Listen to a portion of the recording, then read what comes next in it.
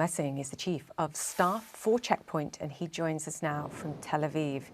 Great to have you on the show. You also published a report detailing much of this information, and what I think is most apparent is the degree of sophistication that we're now seeing from Iran-linked cyber attacks. This is not just about phishing or malware to raise money, it's about strategic and stealth collection of data. Just talk us through it.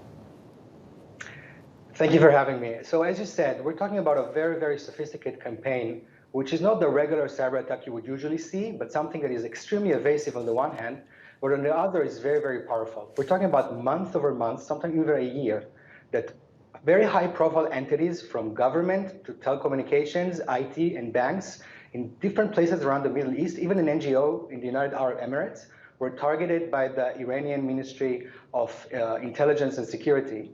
And during this campaign, they've majorly managed to infiltrate inside the systems, get a lot of information from these entities, and infect them with a virus which is extremely powerful. And if we go back a bit, a few months before that, you can see the exact same operation attacking the Albanian government in Albania, and there they really took down critical systems in the country.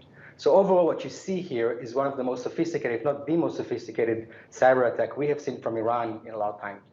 Yeah, but it's powerful enough. I mean, you've cited the Saudi Arabian Ministry of Defense, agencies, as you mentioned, banks, telecom firms. I mean, this is key infrastructure that's being infiltrated. You also mentioned Israel. Can you tell us exactly what was targeted and perhaps where data was captured from and within Israel? It's the same characteristics also happening here. So you would see government entities or public services that are being targeted, all the ways to telecommunications, ITs, and entities of this part. And it's important to mention that all of these targets, they have a very clear common denominator. They're not a lot in terms of quantities, but have a lot of qualitative information inside of them. And this is one of the characteristics of this campaign. They're really looking into specific targets that if they can get inside, the information is very valuable. Now, at this stage of this attack, it's mostly about grabbing information from these entities and making sure that they have some sort of surveillance, spyware into what's happening there. But as it always happens in cyber attacks, once you infect an entity with a virus, it can easily transform into something else. And during this war that we're suffering from now, we have seen entities in Israel that were infected with the same virus, but are now being attacked by much more severe cyber attacks. Something like, we call it wiper or ransomware, which really take down an entire network. Now, as of now, the targets were more low profile, but it's just in terms of a click of a button or intention from the Iranian side that it would escalate much, much further than this. And I think we can anticipate that this will happen. Just to give our viewers a sense, there's the suggestion that video camera equipment in Israel had been accessed. Do you have any reason to believe that some of the data that was perhaps collected or the access points that we're talking about here in some way were utilized or contributed to the attacks that we saw by Hamas in Israel on October 7th? While we cannot really link the specific attack on October 7th to these attacks that we're talking about, we can definitely see the same threat actors we're talking about, whether it's Hamas, their affiliates, Iran, or their proxies, are using the same tactics to try to grab information from everyone that they can in Israel. By the way, anyway, from citizens to high-profile ministries, they were trying to get use the same tactics in order to either intimidate people or actually get valuable information. The security cameras you've mentioned, or the Internet of Things, like smart houses, things like this, right. These are all targeted as we speak. So you can be a citizen living in your house, and sometimes, all of a sudden, in the middle of the night, the lights would go up and down, or the shades would go up and down because they want to intimidate you. Or you can be a factory, a food factory, that your entire control systems might be hacked by the same things. And they're doing it because Israel is a very digital country, and we have a very wide network here, that things that are very connected because we are an advanced Western digital nation.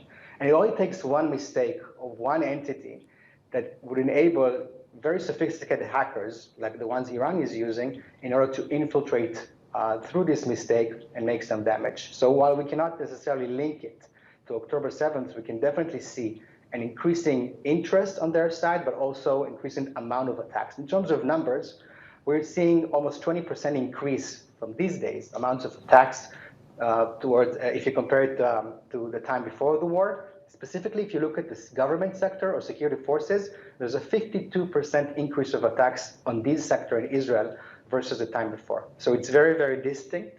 It's very, very clear. We see their intention. And while it's not very clear if Iran would join the war physically, it's definitely taking a very active part of this war on the cybersphere. Two questions. Where are the vulnerabilities coming from? Because I'd read that it was one of the obvious and known ones is outdated versions of Microsoft Windows servers that they were using as an access point. If you're talking about a country like Israel that's clearly very aware of this, as you've said, how good are these nations are protecting themselves? And I guess my second question, sort of tied to this in some ways, is it coming from within Iran, or do they hire people with the higher level of sophistication? As you said, we've seen this increasing sophistication in the attacks. Can they hire digital nomads from wherever, somewhere in the world, and pay for play, essentially, to beef up their efforts? How are they actually achieving this? These are great questions that are actually linked, because the short answer for both of your questions is this is a very wide range that works automatically by different kind of actors working for the same cause. So to your first questions in terms of vulnerabilities. So there are numerous vulnerabilities that are out there, and they're being patched, but the patches are not necessarily automatic. And it only takes one vulnerability that isn't patched for whatever reason for the entire system to be basically in jeopardy. So here, the vulnerability was known for a while, but it was a it was a vulnerability that was very, very dangerous, but not very easy to fix. And for whatever reason, it wasn't fixed in the entities that were infected. But it can really be anything else. Now, there's also another term in cybersecurity. It's called a zero-day, a vulnerability you're not even aware of.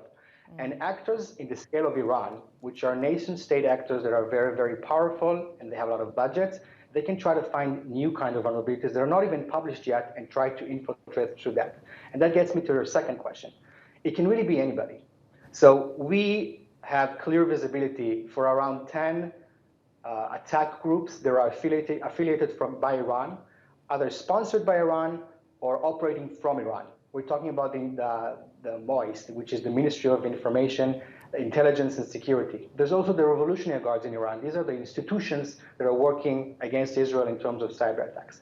But there are other groups that are working from within Iran, whether they're getting paid or outside of Iran, that can also be threat actors that are more about business affiliation. Let's say they are entering the criminal that are being used by these countries, and they're operated as proxies. The range is very, very large, but you can see the common denominator. The interest is the same. The goals are the same. They're looking for very, very specific victims, and they're trying to make large-scale kinds of attacks. And if you look back a bit, not just from this war, let's say 2 or 3 years backwards, you would see that the biggest cyber attack that happened in Israel, with the biggest amount of victims of cyber attacks, they were against an insurance company and a service company, not government ones, but the ones that are using data of millions of Israelis.